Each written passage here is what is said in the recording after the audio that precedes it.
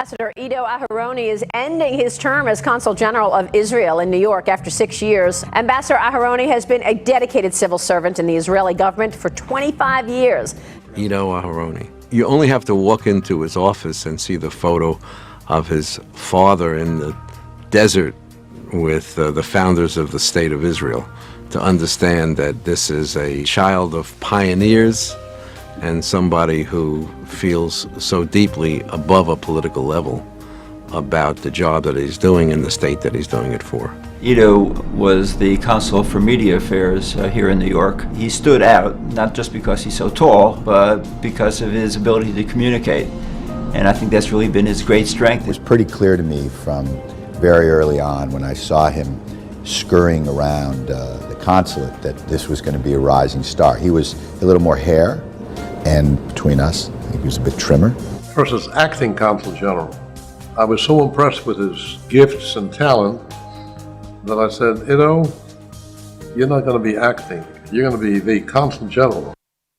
And indeed, he became the Consul General. Ambassador Ido Aharoni officially assumed the post of the Consul General of Israel in New York in February of 2011. He was acting in that position since 2010. And he served as Consul General during many huge events that took place in Israel. We'll talk about it because the man is here. So good to see you, sir. Good to see you, my friend. I'm telling you, and I find it hard to believe that you were ever in better shape than you are now. What they say, a little less weight, a little this, a little more hair. You look great. Thank you. Do you feel like, I mean, what does it feel like? You've been honored. Your tenure ends next week. And you and I go way back, many years. But you've been honored right out and through this month and last month, and as the end of your tenure approaches, all these tributes. And what does it feel like? It feels great. It feels like you're being rewarded for the hard work that I put in, that the staff puts in and day out. And I've been in this business for 25 years. 25 years of service to the community. You're not only representing the State of Israel in the United States, and I've had the privilege of living in Boston, LA, twice in New York, 16 years of work combined. And it's all about serving the community. It's all about being available for the community. And when you say the community, you're not just talking about the Jewish community. You've done so much outreach that I know about. I don't know how much of it you've made public, how much you want, but feel free. Where you've reached out through in your position to other ethnic communities to try to make them understand more about the State of Israel and the Jewish people. And I think you've done wonderful work towards that end. Well, our job, and this is really what makes a consulate different than a government. We don't deal only with government, with state government or municipal government. We also deal with people to people. So my job was to build bridges to communities, religious communities, within the Jewish world, within the Christian world, within the Muslim world, ethnic communities, the Latinos, the African Americans, the Asians and others, gender groups, the LGBTQ community. It's a wonderful relationship that we were able to develop over the last 6 years here in New York and elsewhere, as well as other communities. So you're building bridges that are based on background, based on beliefs, engaging in a language of faith, which is extremely important. And I have to say, it's the best job ever. Yeah, and when people ask you a lot, what does a Consul General do, right? Exactly, and I tell them, I am the guy who gets paid to brag about his nation. Not a bad gig. But as I pointed out, you served as Consul General here in New York during Operation A Pillar of Defense. That was in November of 2012. Operation Protective Edge, that was in July and August of 2014. You also served as a Consul for Media and Public Affairs during 9/11. So you've been here during real tough times for us, tough times for Israel. When you look back, talk about some of those experiences and how that makes the job that much harder or that much different. Well, 9/11, of course, is an event of biblical proportions that changed everything as far as Israel is concerned. Why do I say that? Because after 9/11, the whole notion that the only event that explains events in the Middle East is the Israeli-Palestinian conflict basically suffered a major blow. Right. The old age argument, which we call the linkage argument suffered a major blow as a result of 9/11. 9/11 also created new divisions in the Middle East. And then, of course, you see what is happening nowadays in the Middle East.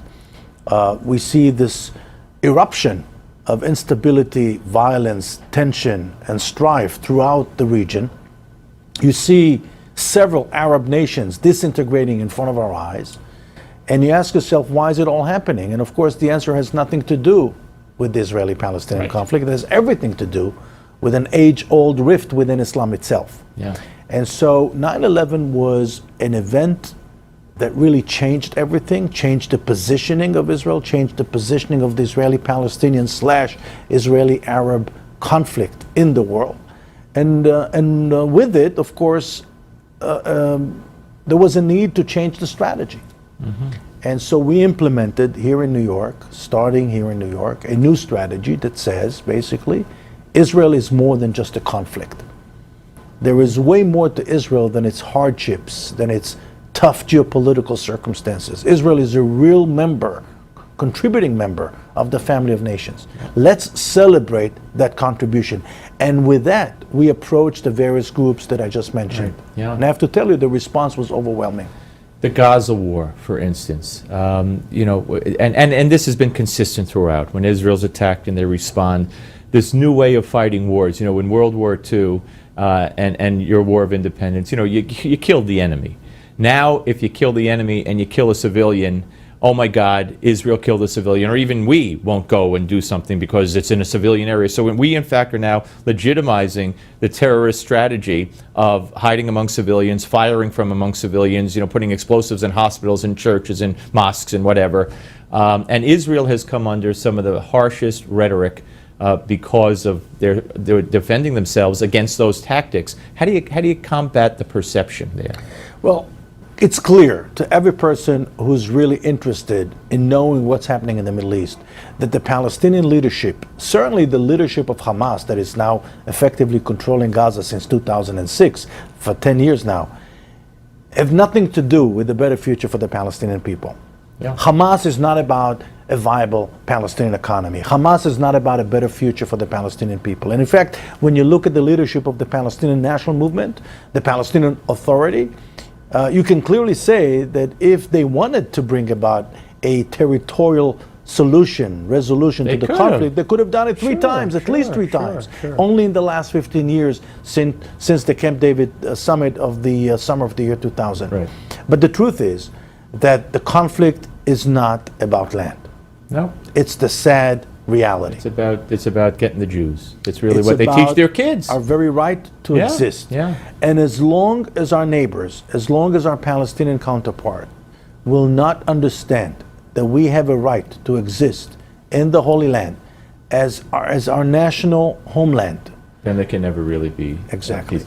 I don't know what you're going to do after you're done, but I have a clue as to what you might pursue as a career. Let's watch this. Ido was my right hand when it came down to building a relationship in Israel. He schooled me in a way that was beneficial for myself and also for Israel.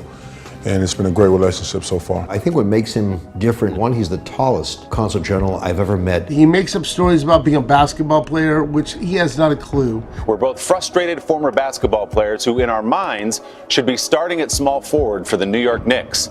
Come to think of it, we probably could start for the Knicks right now. Humongous basketball fan who understood our game, I think, better than I did. Whenever I visit with him, if it's an hour, it's 55 minutes of basketball and a dissection by him of the game and every aspect of it. He knows players and teams, and he knows how to play the game. The strategy that's involved in the game of basketball. And it made it an easy transition for me to communicate with him because he was so openly fun to hang out with. We get together and we talk about hoops. We get around eventually to the Middle East, but mostly it's about Carmelo Anthony and why some obscure Israeli player should be in the Hall of Fame.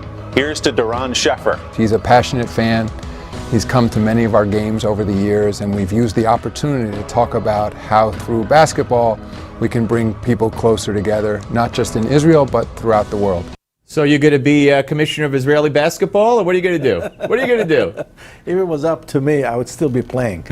But, you know, I really believe in sports. I believe in basketball as a bridge builder. if you remember, we said the essence of our work is to build bridges. Yep. And I think the NBA has a great program called Basketball Without Borders.